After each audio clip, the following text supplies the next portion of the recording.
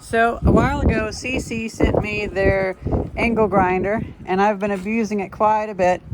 The only issue is just that not really an issue, but the batteries that they sell, they're not compatible with the actual Makita charger, so they're a little bit slower to charge with their charger.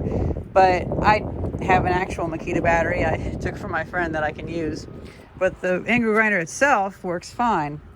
And then I was like, I didn't even know they made electric ratchets. And so I was like, hey, SeeSii, can you send me one? I've never used one of these tools before. And I just had a few things come up where, like, the wind last week was so bad, this blew into here. And I was like, I don't feel like I'm doing all these bolts. So let's see, will this ratchet be good for this? So I waited, procrastinated. And then I'm also figuring this could have helped a lot with a lot of things, like the odd bolts when undoing our Lexus's seats when we did a road trip, because I wanted to maximize how much stuff I could bring back from the workshop. And so I took the seats out. But man, getting those bolts off was such a pain. Now, I have a bit of a thing for right angle drills. I just love them. Like, my friend gave me a Makita right angle drill from the 90s, new in the box, and I just love the thing. It's a weird tool, but I love it. So let's see. Do these ratchets always ratchet, or... Oh, that is weird.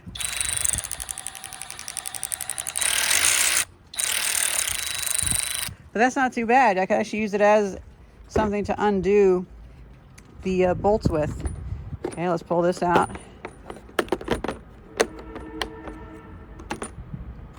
Okay. I like that case. I'm going to take these out, put them in like a little bag or something like that. And I'll use that case to put stuff in. Oh yeah, let's see. Okay, we're at 3 bars. Now, one thing that I like about their batteries is that they do actually have a BMS in them. Now, I'm going to check this, of course, but they do have a BMS in them, and they do have a indicator on them. So,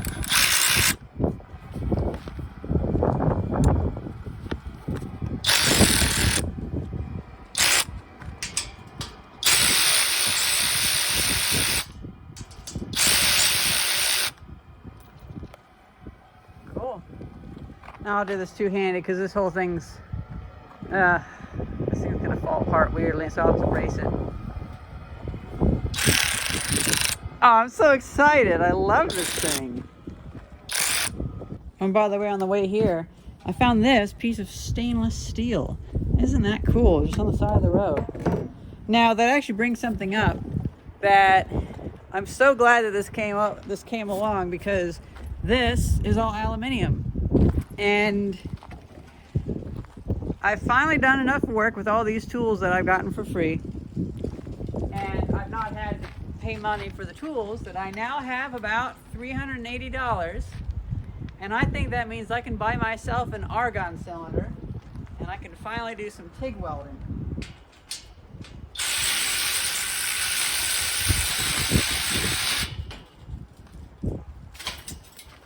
I have a socket set back in Illinois, but I didn't bring it. I had too many other tools, so I'll probably see about getting an adapter that I can put these sockets in my drill. But for now, this is the only sockets that I have. That's why I was kind of waiting on it.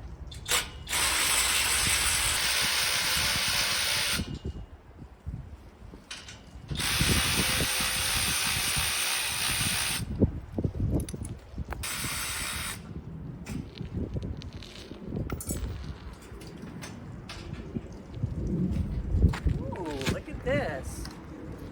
See, this is a case where it makes sense to have something like this, or it makes it a lot easier, because if you had a drill, it'd have to be off at an angle. With this, you can clear this bar. Now, of course, it's not meant to be there. this has been bent up because this was blowing through other people's yards, but still.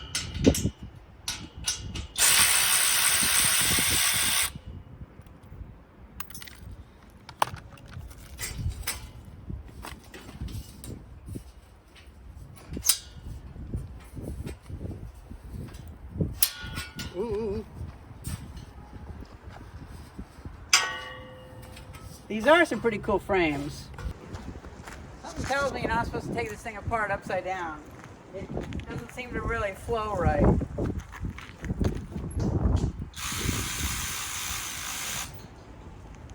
Although I presume a majority of these do get taken apart while upside down. Because I imagine a lot of people do like this where they don't take the tarp off during the windy season.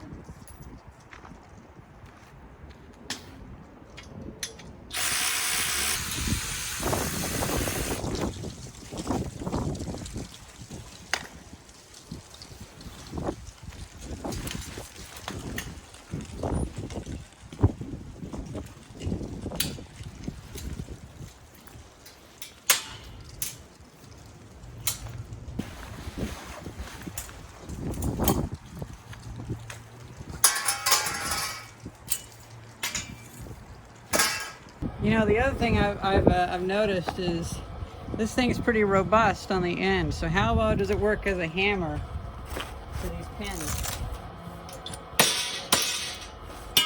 Pretty darn well.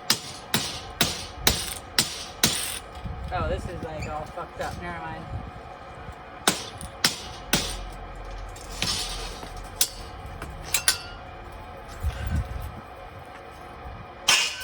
Well, it would work. It would work, you know. This metal wasn't so messed up.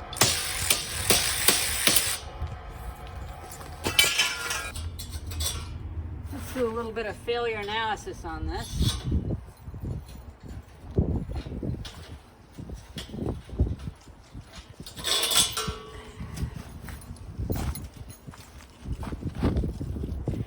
So it looks like it went into, it's really soft concrete, to be honest. Probably mixed too much water in there, but I want to say it feels like dirt. Doesn't even feel like concrete.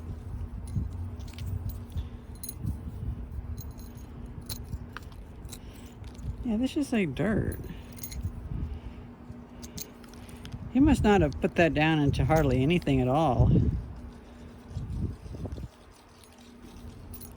Especially for 8 of these to be ripped out so easily. It was 50-mile-an-hour winds, but you know, this is a case where it's like how whenever people they'll try to seal up a box like all crazy to try to keep moisture out. Well, water's going to get in, and there's going to be no way for that water to get out. So then all the electronics inside that box, the outdoor box, is going to get destroyed. It's better to have a little vent, so if moisture does get in, it can get out. Or even better, have a smart vent to where if it's not humid outside, it opens, and if it is humid outside, it closes. Something like that. For something like this, instead of trying to anchor it down against 50-mile-an-hour winds, just take the canopy off. It's a lot easier. Who am I kidding, though? The person that had this, I'm pretty sure they drive a Hummer, so they think that bigger is better. It's not. Smarter is better.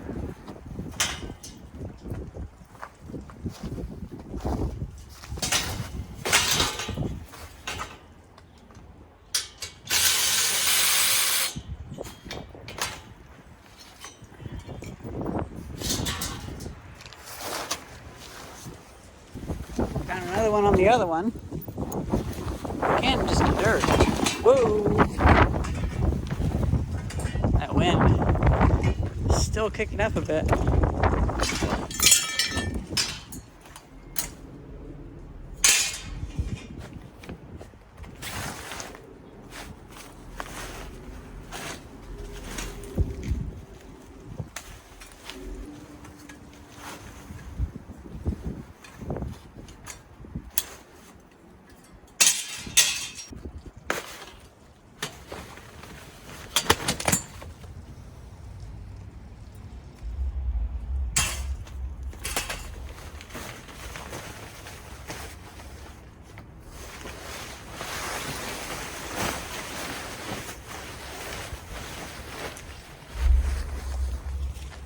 Okay guys, are you willing to see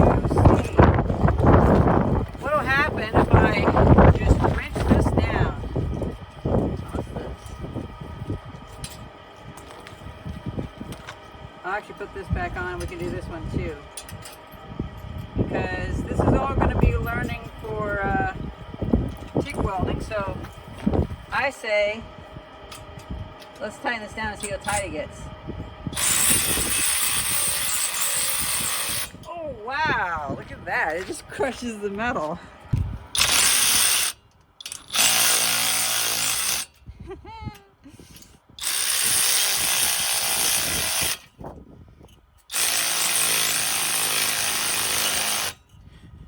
That's pretty funny. Now let's see.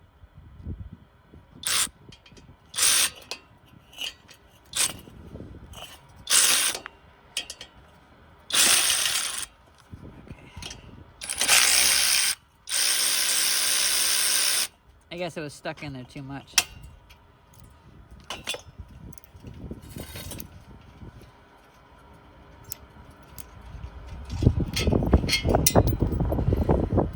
Ooh, this bolt's hot. Real hot.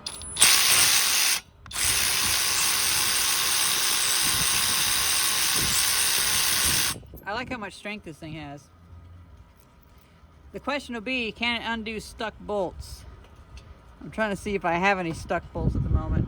Well, there we have it. That ordeal was taken care of and turned into perfect materials for learning how to TIG weld. I think some of these pieces might be steel, but I don't know. They feel like aluminum. I'm thinking it's just probably the grommets. Some of them might have steel in them, or the bolts actually. I think the bolts are steel. And so whenever some of them rusted, like right there, they had rust stains, but only stains. So I think that rust stain came from this big hook, something like that. So that's interesting. Well, I'll figure out. And to be honest, you can still TIG weld steel. It just is different.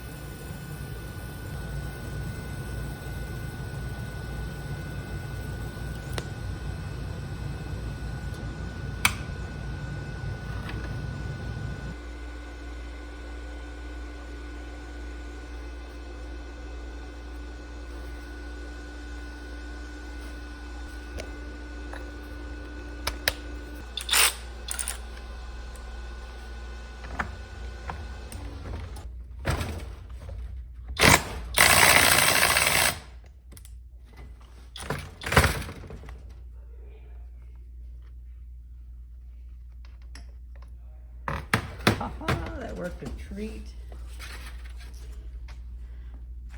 I'm glad I waited. It took me months to get that off.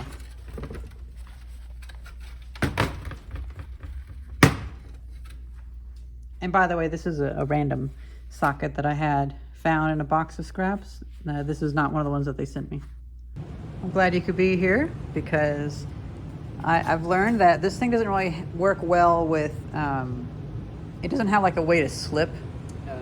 So you do have to do it by hand, and then once it's going, you can have it automatically do it, which makes sense.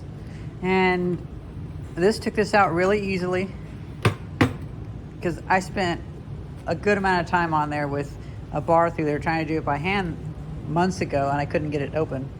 But having this to where I can use this to tighten it up and then I force it the rest of the way without electrifying it, that works perfectly. Now, I haven't I haven't been doing a whole lot of projects that have big bolts in them. And so I think maybe it would be good to finish up testing this out on the one thing I thought about as I wish I had it for that, which is undoing the bolts on the seats in the car. Wow, it's actually it just switched over to snow a little bit. Kind of. So whenever me and Thais went to Illinois this year, which we're not doing that again, that is just too much of a road trip. And well, I don't even care about staying at a hotel. Like, I'm sorry, I don't know where I'm at any given point. Yeah. I don't know where to stay. Well, and also a lot of people don't understand, we didn't go to Illinois because we wanted to enjoy Illinois.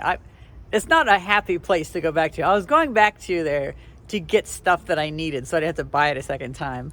But we had to take out the back seat in order to maximize how much stuff we could bring back. And getting some of these bolts off was an absolute pain. Now, the actual ones that were the pain were in the back, but even then, I thought, man, I wish I had a ratchet. And for the front piece,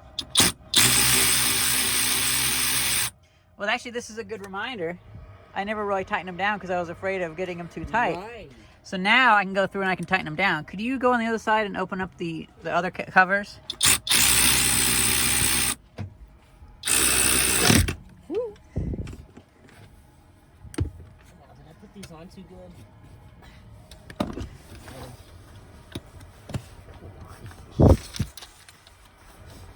I don't know how they come off, to be honest. Well, they should just kind of pop off, I thought. Unless I was just kind of manhandling it last time, but this one's a little stuck. Well, I'll just do these two then. I don't want to break it. Yeah, I'll just do these two.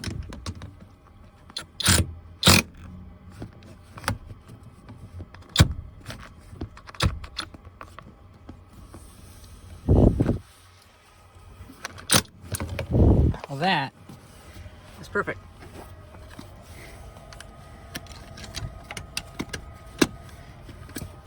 Because all I had was an adjustable crescent wrench or whatever, and adjustable spanner, and that really wasn't working.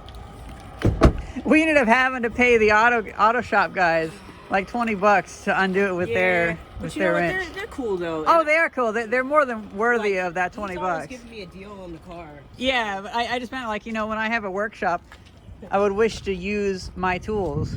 Yeah. But I don't have a lot of jobs that need this kind of stuff. I'm not usually taking engine heads off and stuff like that. Well, that's pretty much it. I never knew that an electric ratchet wrench was a thing, and until I saw that they sold one, and I was like, oh, well, all the other brands sell them too. That's kind of cool. I think this is going to be the only wrench that I really need for this kind of work. I'm a sucker for right angle wrenches. I just really love them for some reason. And right angle drills, I mean. And this is pretty cool. Thank you very much, SeeSii, for sending me this. I'm going to be slowly putting it through its paces, and then I'll probably do a video in a year and see if anything's burnt out on it and how it's held up. Hope you guys enjoyed this quick little review. Thank you very much for watching. See ya. And now that's done, and I have a tool that I can use.